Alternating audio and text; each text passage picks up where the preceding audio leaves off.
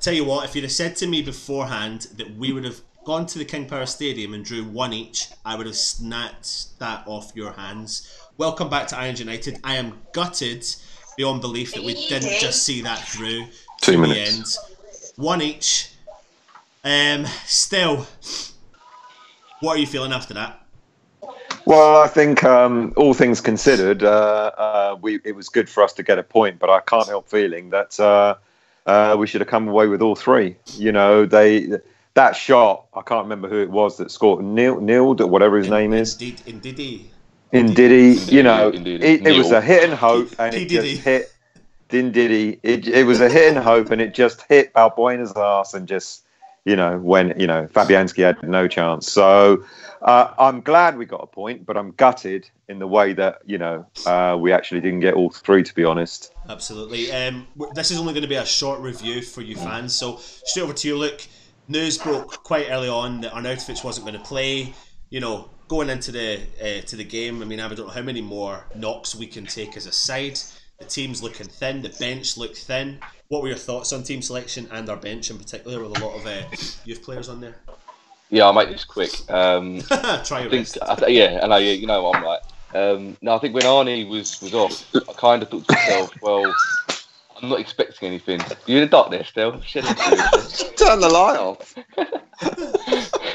Doesn't want to hear it or see you. Exactly. Yeah. Anyway, yeah. When I saw it, I thought, oh God, here we go again. It's another injury. And to be honest with you, I'm getting to that point now where it's like, it doesn't matter who it is, star player, fringe player. It's like, for God's sake, here we go again. So close to kick-off as well. I was thinking, right, here we go. And that's why I think at the start of the group chat at the start, you know, we're all going a bit like, oh, this player isn't playing that well, this player isn't playing this well. But thinking our main guy is out. So we're now having to do as best we can to, prepare ourselves before this game. And to be fair, without an out of it, we actually played. For me personally, we played okay. We played all right. You know, we did. In the first half, we weren't completely terrible. Leicester had a few chances here and there. Hopefully, he's back. He's back. You know, as soon as possible. But I think we played well. It is a bit like when these players are missing, that the other players realise they actually have to step up to the bar, and they put the effort in. Which is something we like as West Ham. And West Ham, like you said, look, they actually played all right, like throughout the whole game. You know. But anyway, Diangana got his first start still. What was your thoughts on his performance? Excellent. You know, you can see why he was chosen over Antonio, more experienced player. You know, I think the boy did really well.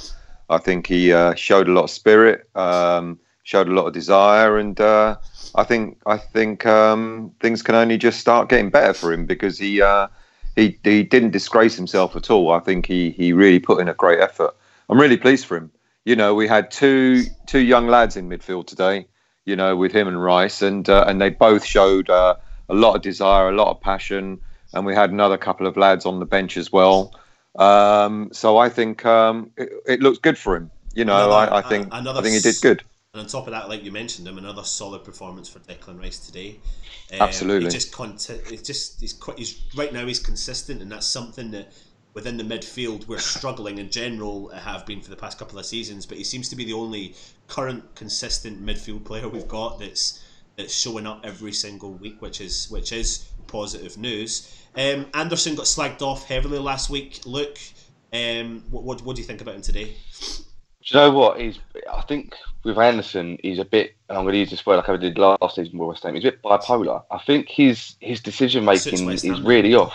Yeah, that's what I'm saying. Yeah, exactly. Unfortunately, he looked quite alert. He wanted to make the runs. He wanted to get in past the defenders. He wasn't trying to play the simple pass. He was trying to find a space in between in the Leicester defence. But it was just that final pass or that final run. It was just, you know, rather than doing the correct decision, he was trying to either too much, or he just looked out of place, looked a bit clueless. I think he was probably taken off a little bit too late, considering. But I think he needs to up his game. He really does need to up his game. Otherwise, he's not going to play very much soon. He can't keep playing like that, you know. Still, the general, Balbuena stepped up, first goal for West Ham. Thoughts on the goal? Fantastic. I mean, it's a good, great set piece. You know, it was really, really well worked. And ironically, it was Anderson that put the ball in for that.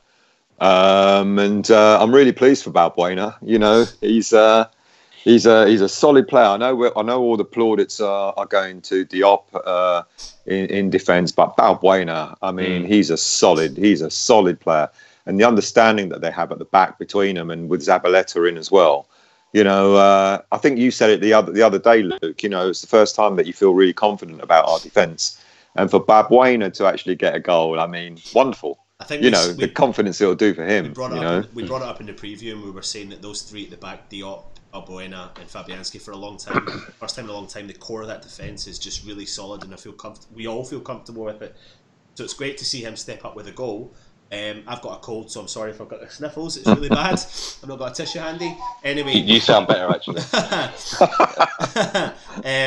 What I will say about the goal in particular, though, from a Leicester point of view, especially at Harry Maguire, the fact that he would allow another defender two opportunities to get in. You know, he hit the bar. He just stood still. When you look at the replay, he stood still. And fair play to Balbuena, instincts just to go for it again, get the ball and tap it in. So I want to throw this one to you still. Before we come to you, Luke, Mark Noble sending off. Well, 100% red card. You know, can't say much about it. It was his foot was high. This is, you know, the way we were chatting in WhatsApp throughout the game, and I kept putting up the number of missed passes Mark Noble made. I think he was up to about 4 or 5 by the time he got sent off.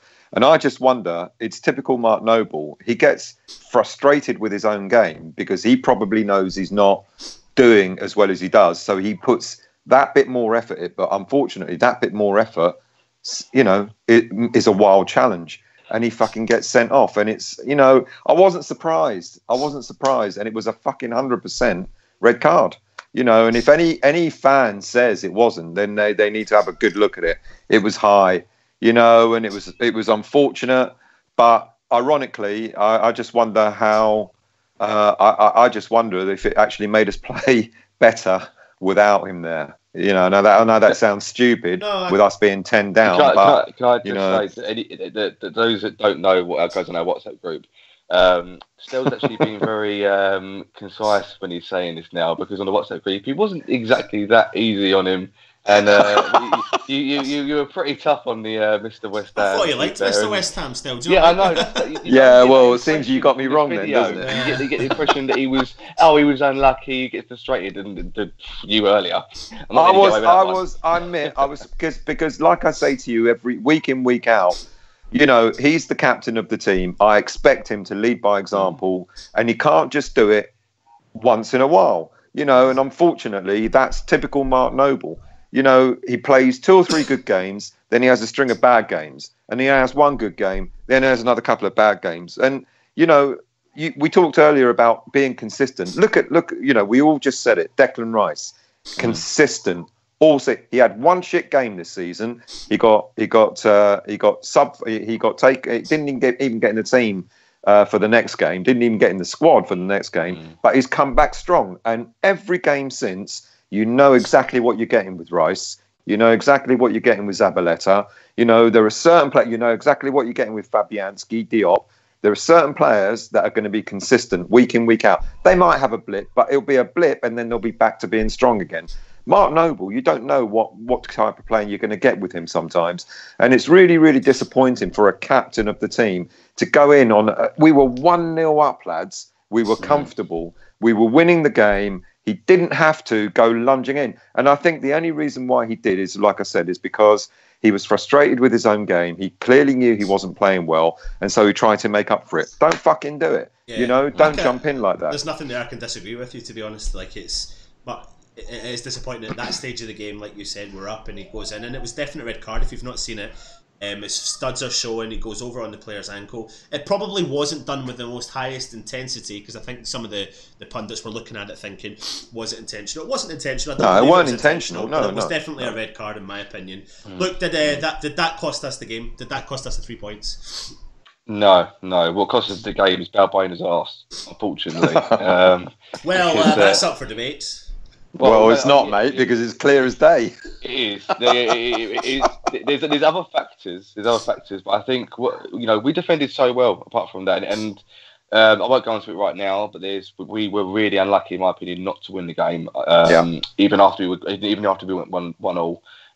But it's one of them things. It's like a wake-up call, and perhaps, like you said, still, I don't really believe it particularly. But I think we were backs against the wall without an average in the first place. Maybe we did play well without Noble. Maybe it was a blessing in disguise, but just unlucky, really, just unlucky for Noble. It's unlucky, but it wasn't unlucky, if you know what I mean. It is unlucky. It is definitely an unlucky goal to concede. I don't want to have a big debate about this. I'm bringing it up solely down to the fact that you know what I think about Balbuena, and I'm not bringing this up as a big fucking debate. But I'll tell you right now. But why even bring it up? I have to. No, he loves it. I have to bring it up because when you bring when you bring a defender on at that stage, he's brought on to do a specific job. He looked like he was sitting in front of the back two, and he was there just to clear up any fucking mess. And when Ndidi grabs that ball, Balbuena runs away, completely runs away. I'll tell you something. Quickly. You're talking total bollocks. I'm not. Mate, I'm telling you now. You know you are. Any other player, if that was who'd ran away, i.e. Mark Noble, he'd have been ripped a new hole. Yeah. Mate. It's a fact. It's a fact. And Oggy ran away. And I'm not saying it's solely down to him. The ball took a deflection. I get that. It went in. You gotta get over this Oggy thing, mate. He needs to get to France because he's come on. He's caused problems. Nah, I think he tried to go to the other man before the shot was taken. There was no fucking man there. There was no man. He ran to no man. He just ran away. He's got to run to the ball. Let it go. He's got to run to the ball. That is not even the worst thing to moan about with Balbuena. The one you should be moaning about is the missed chance. Just because that would have made it 2-1. We didn't even need to concede a goal in the first place. He's a centre back. He's not a centre forward. An idiot. He needs to get to France. Italy, sorry, not France. Italy. Anyway, we'll move on. Like I said, I don't want a debate. Maybe we'll bring this to light in the future. Me and Stell, we're going to have a Reed versus Ogbonna debate. We're going to have a Reed versus Ogbonna debate. Yeah. We will. You two need to get it off our chest. Anyway, it leaves an exciting, I suppose, debate or interesting topic of conversation to see what Pellegrini's going to do moving forward. We'll leave that for the next thing. But where do West Ham go from here? 1 each, another point. We're on 8 points now after 10 games. Just want to say before we move on about Antonio, because he's received a lot of abuse. He's received a lot of abuse, including myself. No one knows what's happened to him really at all. But give him his due. He come on today and he actually bossed it up top. Agreed. I'm a fan of Fernandes, but let's face it. If anyone can see, he done 10 times a better job up there because that's his game. He suited that game, and that's what he done against at times 2 or 3 defenders. He just used his power. And really unlucky not to help us get the second goal, the winning goal right at the end. Hernandez doesn't suit being the old man himself, though, does he? It's just a pointless playing him there. The one thing that might go against him confidence wise is if anything happens to Amati with the bad injury he received when he was battling Antonio, and if that knocks his confidence going into it again, I can't see it doing that. But no, I've got to just hold my hands up, just quickly, just say a nice, good mention to Antonio. I think he done well. One other player I want to give another quick mention to was Snodgrass again. I thought he put a lot of effort in today as well. Still, thoughts on Snoddy? Totally agree. I've always said, I've been a critic of Snodgrass as well, and I admit it. But I've always said, West Ham fans always love a trier, and he put his oar in today. He did really well. I appreciate what he did. We had I think the only player that really sort of didn't show much today, again, but he showed a little more than last week, is Anderson. I think, with Anderson, I just wonder, and I know I'm going to bring up a thing that people will go, well, why bother mentioning it? But I just wonder how much better he'd play if he had the likes of someone like Lanzini next to him.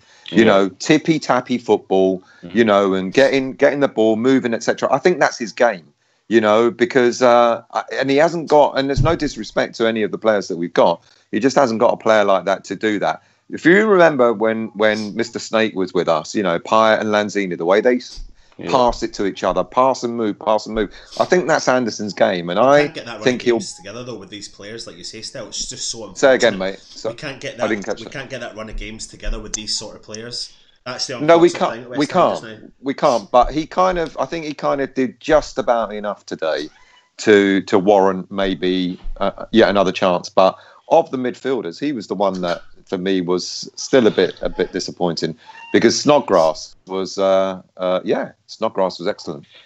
I think Anderson's becoming a bit of a luxury player, to be honest with you. Like the ultimate luxury player. He's not tracking back as he used to. He did a bit more today, but it wasn't really quite effective. I think if he's going to show his best form, he's going to have players around him doing all the hard work for him and leaving him to have a shot or pass here and there. But he's better than Saturday anyway. Anyway, someone mentioned that maybe he should have played in the centre with Snodgrass out wide, and maybe that's true. Yeah. Well, that really rounds up our review of the Leicester game. Disappointing today. We could have got the 3 points, but like I said at the start, if you'd have said to us, take a point from the King Power Stadium on our recent form, we would have taken it. So we've got the point. We move on. We've got Tottenham midweek. We'll have another match day preview coming up. So make sure you tune in, subscribe to the channel, all that malarkey. And he's been Stel. He loves Balbuena, I don't, and he's been Luke, and we are Iron United. Come on, you hands. I love everyone.